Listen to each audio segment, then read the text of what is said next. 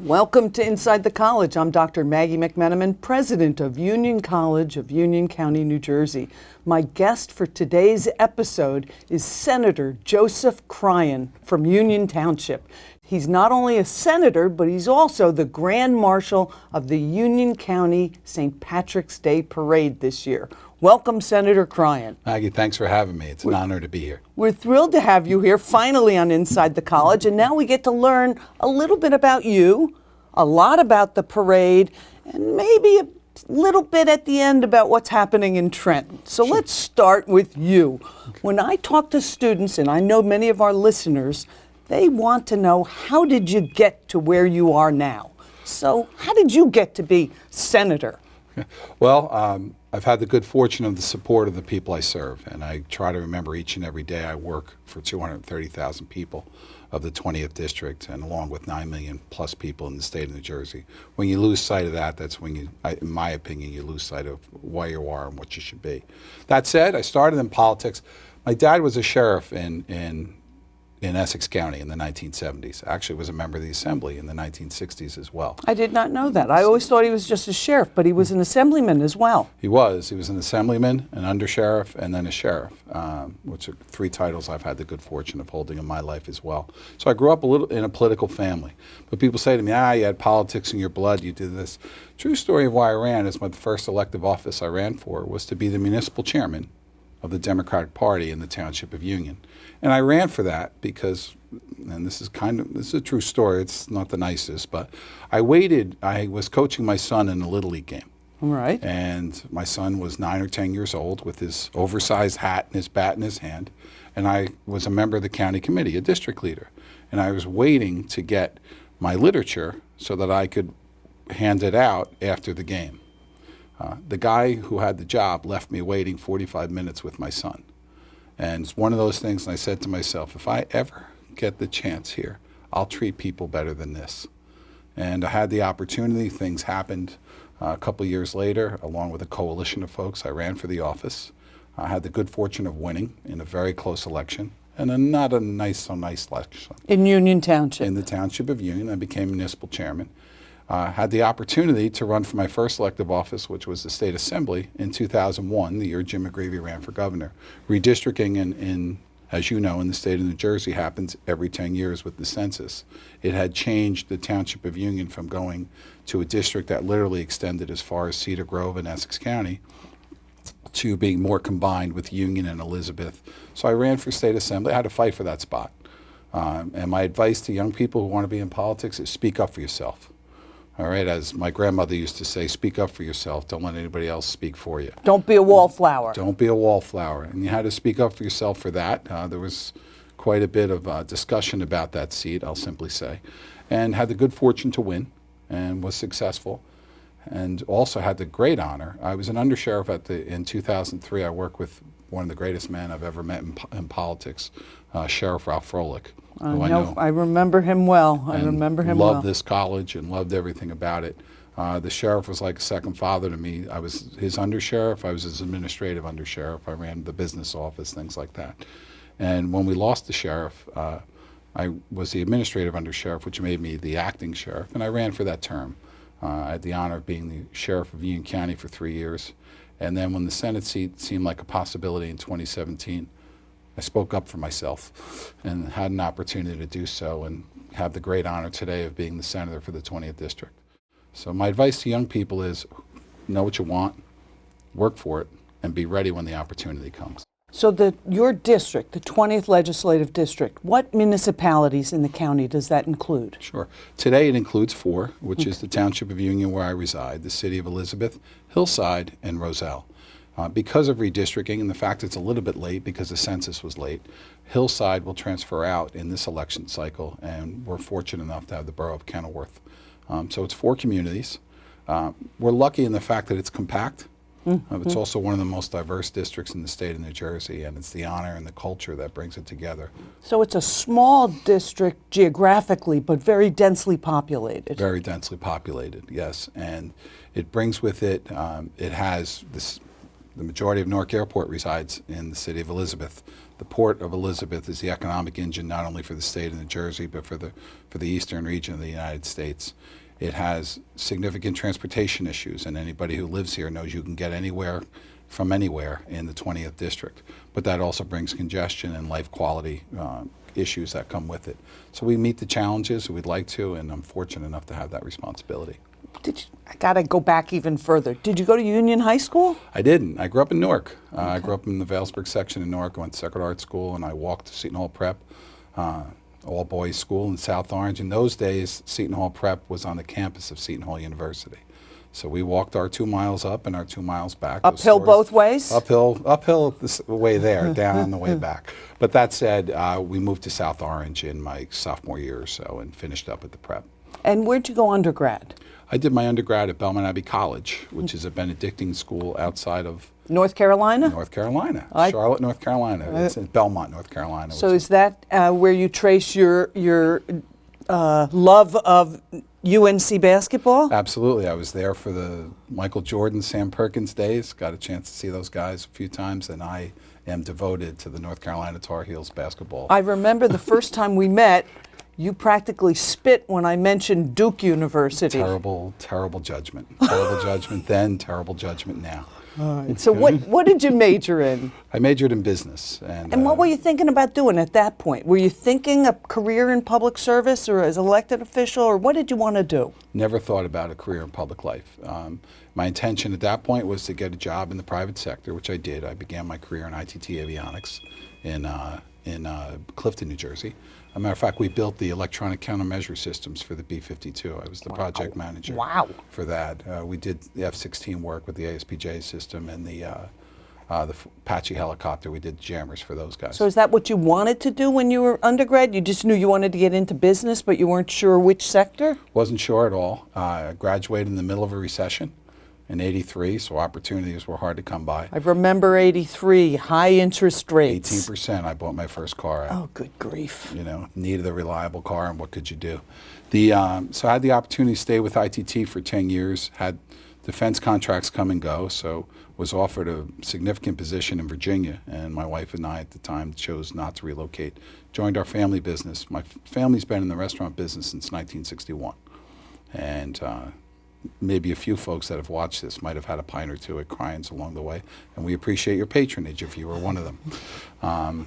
We're still there today. I have a family members are out in Annandale. We joined the family business and had to restructure and obviously cost and all those sort of things that you bring with your experience as well.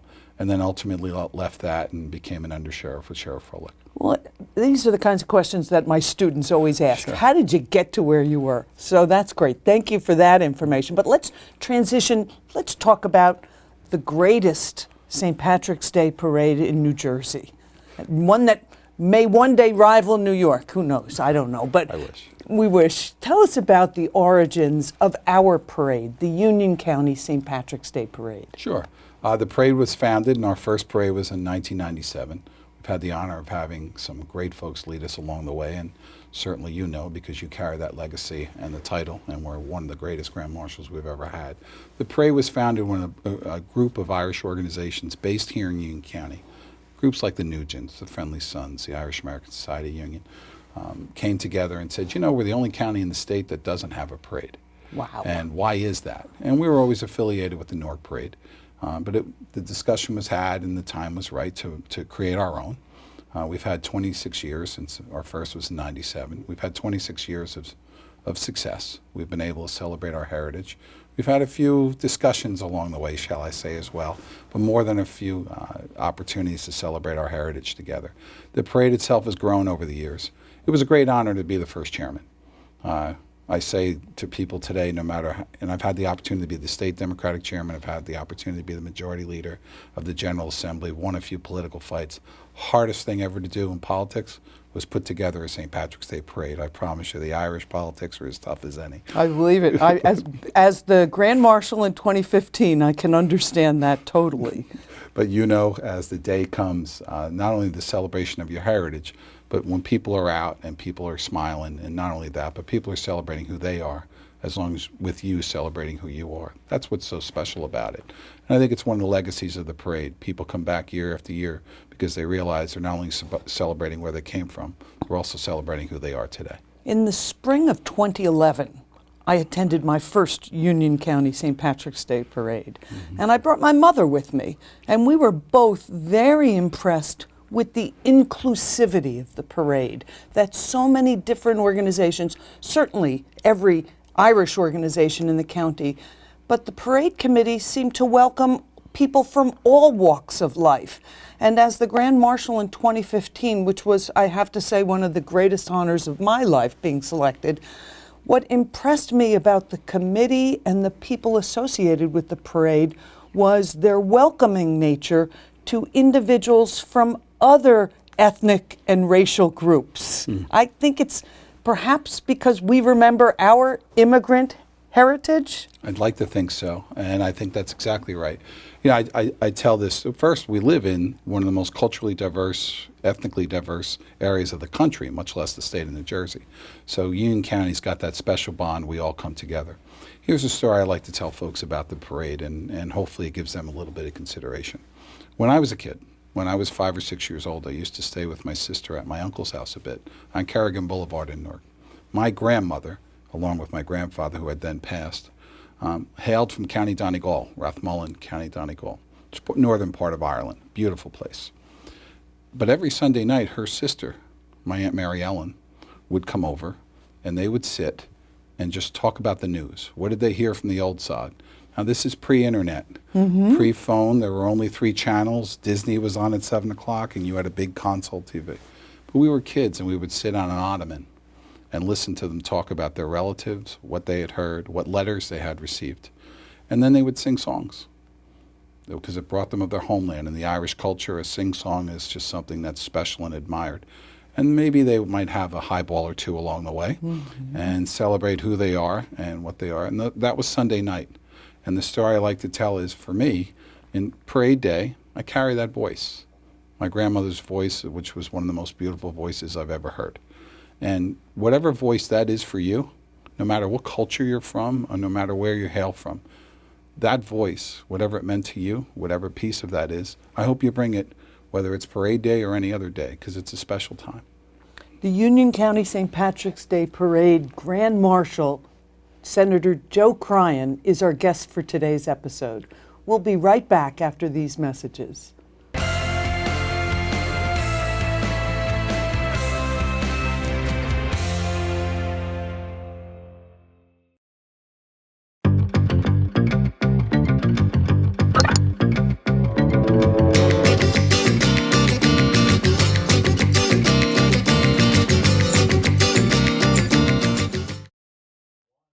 Welcome back to Inside the College. I'm Dr. Maggie McMenamin, president of Union College. My guest for today's episode is Senator Joe Cryan. He's the Grand Marshal of the 2023 Union County St. Patrick's Day Parade, a parade for which I was Grand Marshal in 2015, and I'm still wearing my Grand Marshal's ring. Senator Cryan, or Grand Marshal Cryan, welcome back. Thanks for having me. Now, let's transition from your background and parade history to talk about a little bit about your legislative activity and what's happening in Trenton. Give us an idea. I know you're very interested in higher education. Anything you want to share with us about what's happening in Trenton? Well, there's quite a bit, obviously. The work of the state capitol continues to go.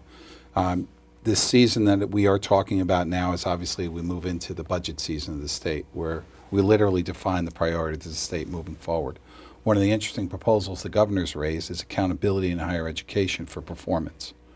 As you've done here, and I hope you don't mind me you and I have shared conversations about this. Students come to school to gain an outcome, to gain a degree. That's why they're here. Amen.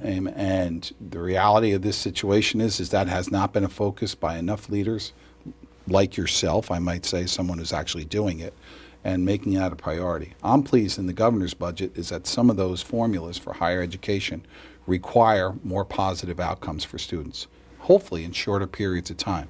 You're a leader in this, and I easily said for me, because you've talked about it, you've walked the walk, being innovative in terms of having students have accessibility to to college, having affordability to college, but also the supports they need to finish, scheduling, things like that.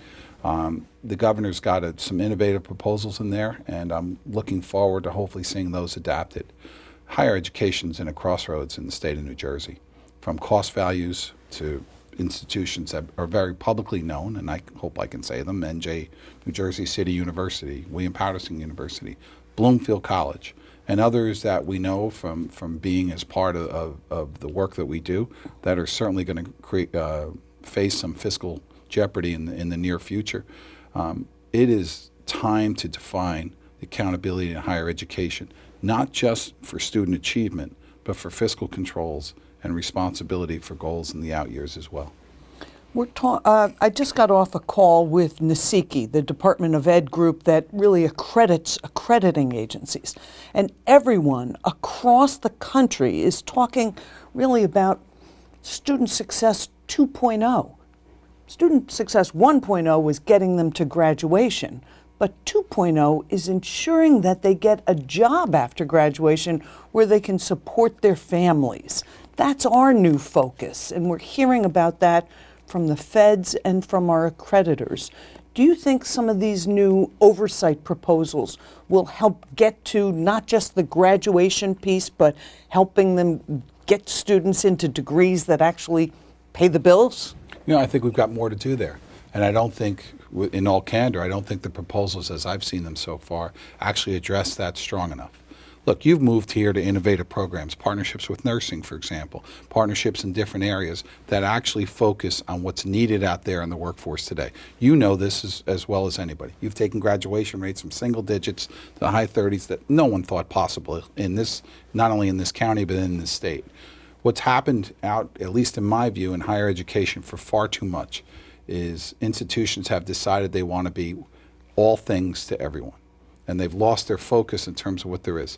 As you and I talk here today, a teacher in the state of New Jersey that can come out, be certified. If you don't know what to do with your life, become a science or math teacher in high school.